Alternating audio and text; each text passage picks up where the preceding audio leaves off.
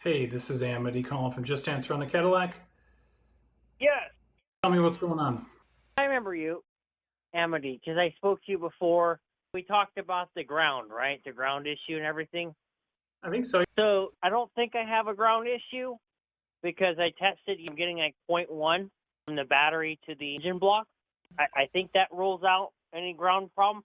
But one problem I'm noticing, so I finally hooked up my scanner and checked the battery, the starter, all that stuff. Hooked up my scanner, and I saw that the Prindle was in gear, or the Prindle was in park, but the PNP, which I don't know what that stands for, but the neutral safety switch was in gear.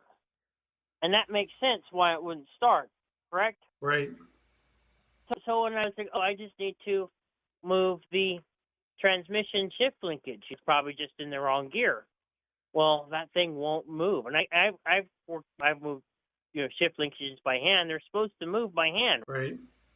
So what I wanted to ask was, if that thing won't move by hand, because these transmissions on this car are cheap. They're dirt cheap. If I got them if I did the labor myself and went to pick and pull, they're $250. Do you think if that thing's not, so I'll tell you the backstory of this. Besides me rebuilding this motor, when I had initially damaged the torque converter, which damaged the pump, so I had to go to pick and pull and take out a transmission and get a pump out of it and have someone install it. Well, he's like an old guy, 84-year-old guy. He's spoken well of, really knows what he's doing. And he did it for my friend for like $50, but he knows them. They're both old timers. So it wasn't like I got the discount. My friend did. But anyways, so he put it all together. He put the new pump on for like $50. And I don't want you to think he's a novice. He rebuilds Mercedes transmissions. He's considered a genius among my friend and everyone he knows. So, but anyways, I don't know. I'm just thinking, because the car started 3 weeks ago. But it started 3 weeks ago. But all I'm thinking is that after I dropped the engine again, after I had to take it to a machine shop, after it started 3 weeks ago, there was coolant in the oil, and I had to take the machine shop, and those heads had to be resurfaced. The machine shop said, it looks like when you scuff the heads on a piece of drywall with sandpaper, you did it too hard, and it went on the ends. And that's why there was coolant in the oil pan.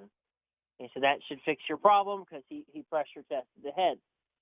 So all I can think of is possibly that guy didn't rebuild the transmission correctly, and I had maybe moved that shift linkage when I had the transmission out, and then by moving it, it won't move back. Like it started where it was in park.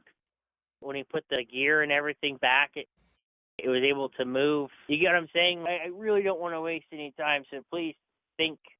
I'm sure you guys are much smarter than me, but think with all critical thinking ability right now, do you think it would be wise to just go to pick and pull, throw $250 and get a transmission? Because if I just called a mobile mechanic friend, because I'm a mobile mechanic, and he said that thing won't move by hand and something's internally wrong with it.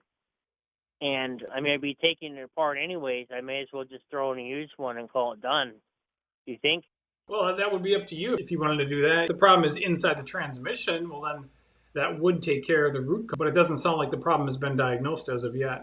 I'm just saying, if that thing won't move by hand, would you say that's the problem with inside the transmission?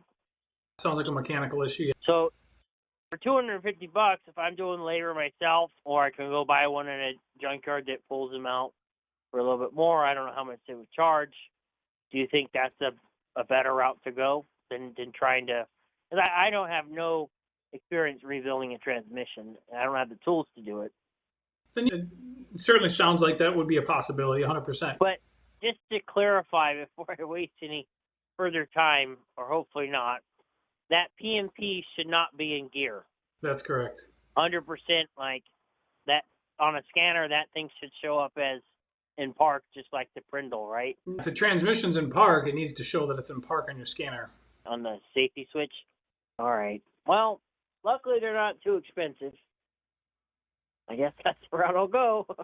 I have a lift table. I have a lift table to do this transmission.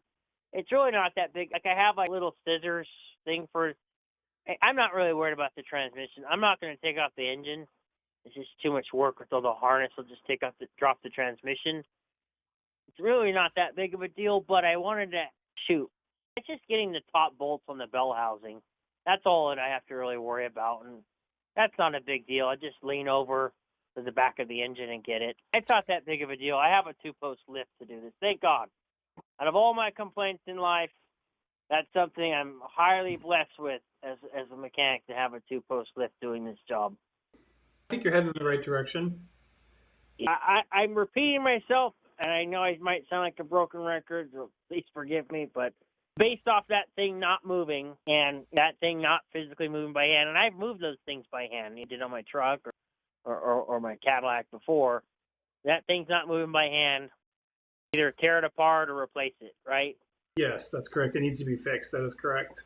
So when I'm looking at used transmissions, if engines you can't always tell, but used transmissions, a good sign that it's bad or good is if there's shavings in the pan, right? That'd be a good thing to check. That's pretty much all you can really do, right? You can't crank a transmission. I know there's a way you can pressure test it, or you can't do that when you're at the junkyard, but is that pretty? Most people aren't trying to hide their junk transmissions that they give to pick and pull. So when a transmission goes out, it usually has shavings in the pan, right? Not always, but it's a good sign. You can check the color of the fluid, and you can make sure you get a good warranty with it. I know pick and pull has 90. I think they have 30, 60, 90 days. So it might have more. I think it has more for transmissions. But All right. Again, I sound like a broken record. I just want your final approval. That transmission was probably not put together right, and I moved it out of park, and it's stuck now. Basically, that's correct. It sounds like there's something binding up inside the transmission. That is correct. All right. Thank you so much. All right. You bet. You're welcome. Good luck. Take care. Bye.